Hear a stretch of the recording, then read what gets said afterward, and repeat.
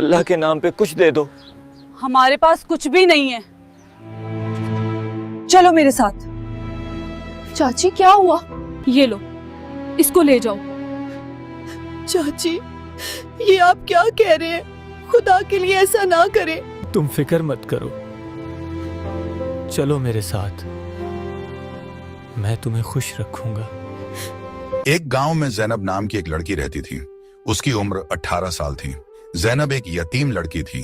उसके माँ बाप इस दुनिया में नहीं रहे थे। उनके जाने के बाद उसके पास रहने के लिए कोई अपना घर नहीं बचा था। मजबूर होकर वह अपने चाचा अकरम के घर आ गई, जहां उसे सिर्फ एक छत तो मिल गई मगर अपनापन नहीं। अकरम की उम्र तकरीबन 40 साल थी और वह गांव के चौक में एक छोटी सी किराने की दुकान चलाता था। घर में उसकी बीवी शकीला बेगम भी थी और उनकी एक बेटी आयशा, जो उम्र में जैनब जितनी ही थी। एक ही घर में रहते हुए भी जैनब की जिंदगी बिल्कुल अलग थी। आयशा उस घर की बेटी थी और जैनब उसी घर में रहते हुए भी एक नौकरानी से ज्यादा कुछ नहीं थी। सुबह होती तो शकीला बेगम की तेज आवाज पूरे घर में गूंज उठती। जैनब, अभी तक सो रही हो? नवाबों की तरह पड़ी रहोगी क्या? उठो और काम करो। जैनब घबराकर फौरन उठ जाती। आंखों में नींद और दिल में खौफ लिए वह चुपचाप दुपट्टा संभालती और काम में लग जाती। सहन में झाड़ू देती, बर्तन मांजती, पानी भरती और एक लम्हे के लिए भी उसके हाथ नहीं रुकते।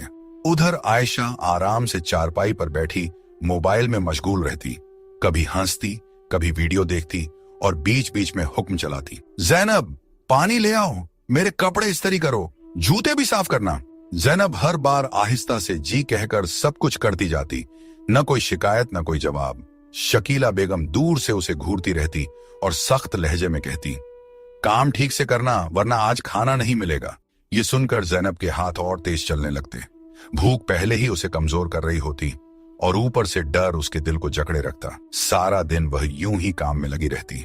न आराम मिलता, न प्यार, बस हुक्म, डांट और खामोशी उसकी जिंदगी बन चुकी थी। शाम ढल रही थी। जैनब सहन में झुकी हुई काम कर रही थी। हाथ थकान से बोझिल थे मगर वह रुकी नहीं। इतने में दरवाजा खुला। अकरम घर वापस आया। दिन भर की मेहनत उसके चेहरे से जाहिर थी। जैनब ने उसे देखा तो फौरन सर झुका लिया और एक तरफ हो गई। अकरम की नजर एक लम्हे के लिए जैनब पर ठहरी। उसके दिल में हमदर्दी आई मगर वह कुछ कह न सका, क्योंकि वह जानता था कि उसकी बीवी शकीला बेगम बहुत तेज और चालाक औरत है। उसके सामने वह कभी खुलकर बात नहीं कर पाता। उसी लम्हे शकीला बेगम तेज कदमों से सामने आ गई। आ गए आप, अपनी लाडली को भी देख लें, वह गुस्से से बोली। सारा दिन सुस्ती करती है, काम कुछ नहीं होता इससे। जैनब खामोश खड़ी रही, सर झुकाए।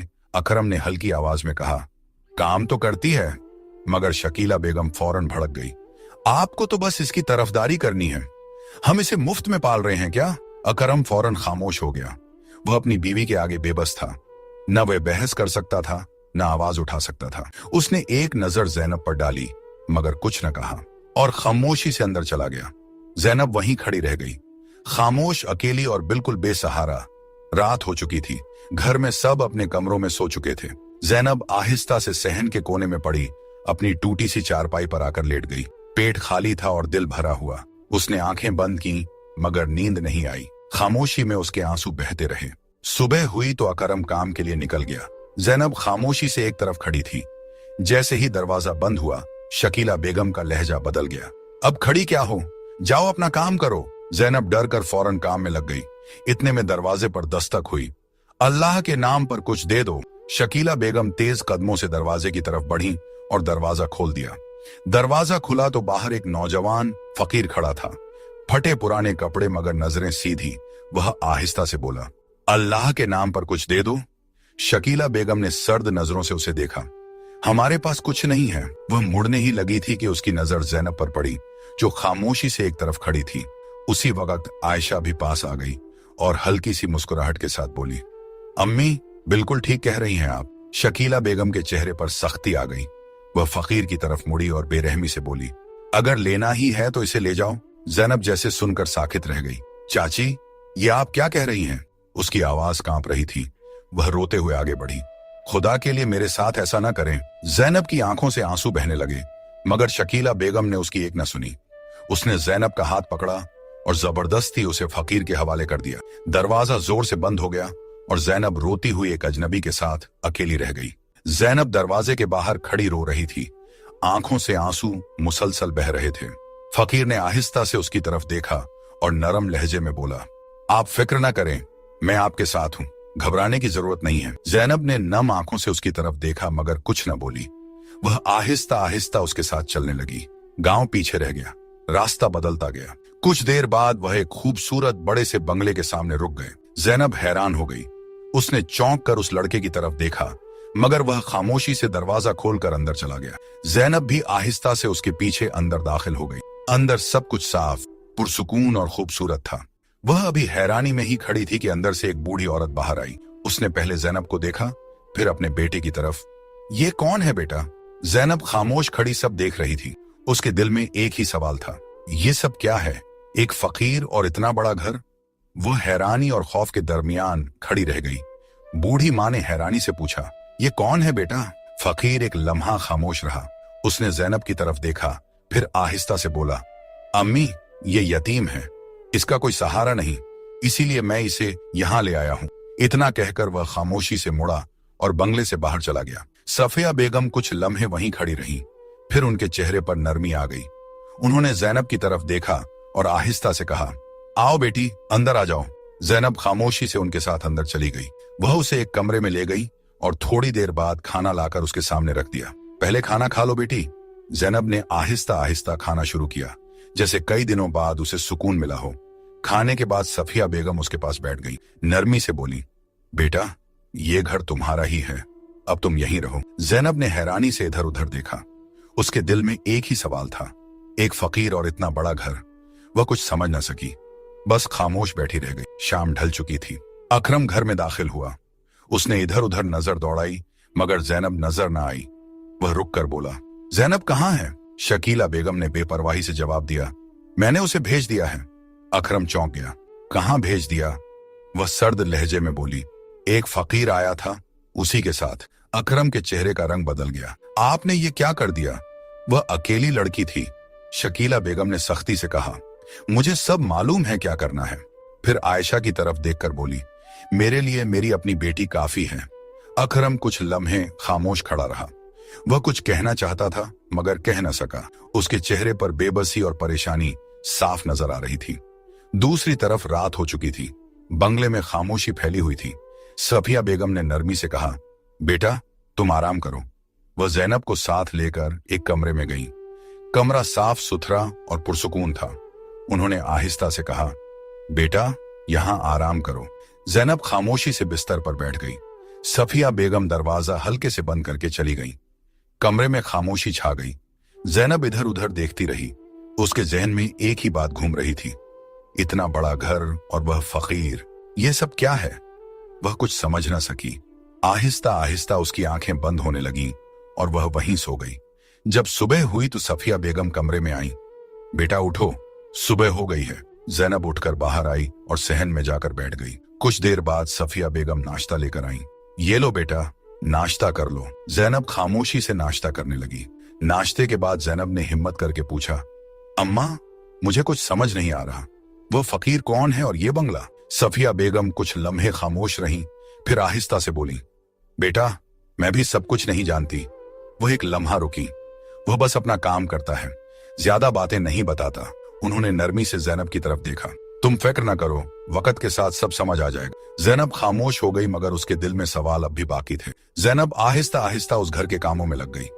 वह अक्सर सफिया बेगम से कहती, अम्मा, आप आराम करें, मैं कर लेती हूँ, और फिर खामोशी से काम में मशगूल हो जाती। सफिया बेगम उसे देखती रहती। उनके चेहरे पर नरमी आ जाती मगर जैनब के दिल में सुकून के साथ एक उलझन भी थी। वह जब भी इस बड़े से बंगले को देखती, उसके जहन में वही सवाल उभरता, वह फकीर कौन था और ये सब क्या है? वह कई बार कुछ पूछने का सोचती मगर फिर खुद ही खामोश हो जाती, और इसी खामोशी के साथ वह आहिस्ता आहिस्ता इस नई जिंदगी का हिस्सा बनती गई। दूसरी तरफ घर में आहिस्ता आहिस्ता बातें शुरू होने लगी। शकीला बेगम ने एक दिन कहा, अब आयशा बड़ी हो गई है, उसकी शादी कर देनी चाहिए। अकरम खामोशी से सुनता रहा, फिर आहिस्ता से बोला, अगर कोई अच्छा रिश्ता मिल जाए तो ठीक है। आयशा एक तरफ बैठी थी। उसके चेहरे पर हल्की सी खुशी नजर आ रही थी, चंद ही दिनों बाद पड़ोस से एक रिश्ता आ गया। शकीला बेगम ने जल्दी से हाँ कर दी और घर में शादी की तैयारियां शुरू हो गईं।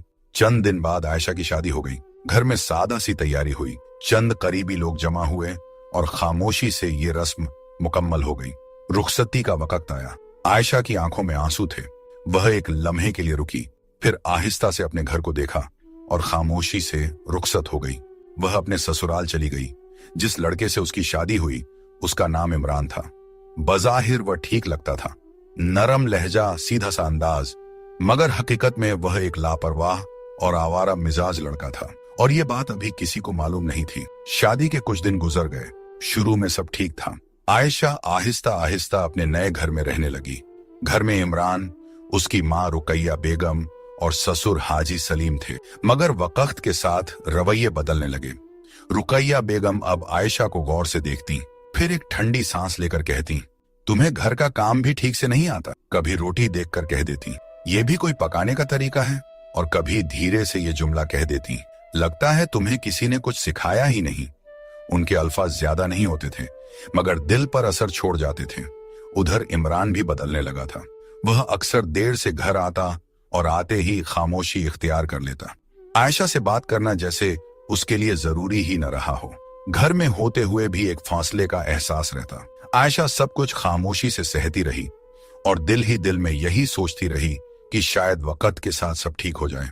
दूसरी तरफ कुछ महीने गुजर गए। ज़ैनब अब उस घर के काम संभालने लगी थी और खामोशी से सफिया बेगम का हाथ बटाती रहती, मगर उसके दिल के सवाल अब भी वैसे ही थे। एक रात दरवाजे पर हल्की सी दस्तक हुई। ज़ैनब ने दरवाजा खोला और एक लम्हे के लिए रुक गई। सामने वही फकीर खड़ा था, उसी सादे हाल में। वह कुछ कहे बगैर अंदर आ गया। सफिया बेगम के चेहरे पर सुकून आ गया। आ गए बेटा। रात खामोशी में गुजर गई। न उसने कुछ बताया, न किसी ने कुछ पूछा। ज़ैनब सारी रात उलझन में रही। ये सब क्या है? जब सुबह हुई तो वही फकीर उठा। सफिया बेगम नाश्ता ले आईं। वह खामोशी से नाश्ता करने लगा। फिर उसने अपनी मां की तरफ देखा और आहिस्ता से कहा, अच्छा अम्मा, मैं चलता हूं, और बिना कुछ कहे वहां से चला गया। ज़ैनब दरवाजे पर खड़ी उसे जाता देखती रही। उसके दिल के सवाल अब और भी बढ़ गए थे कि आखिरकार ये फकीर कौन है। ज़ैनब आहिस्ता आहिस्ता अंदर आई। उसके चेहरे पर उलझन साफ नजर आ रही थी। वह सफिया बेगम के पास आकर रुक गई और हिचकिचाते हुए बोली, अम्मा, ये कौन है? सफिया बेगम ने एक लम्हा उसे देखा, फिर नरमी से बोली, बेटा, हर बात का एक वक्त होता है। वह थोड़ी देर रुकी। जब वक्त आएगा तुम्हें सब खुद समझ आ जाएगा। अभी परेशान होने की जरूरत नहीं है। ज़ैनब खामोश हो गई, मगर उसके दिल को तसल्ली न मिली। वह कुछ समझ न सकी। ये सब क्या है? वह फकीर कौन है? ये सवाल उसके दिल में वैसे ही रह गए। दूसरी तरफ वक्त के साथ आयशा के लिए हालात बदलने लगे।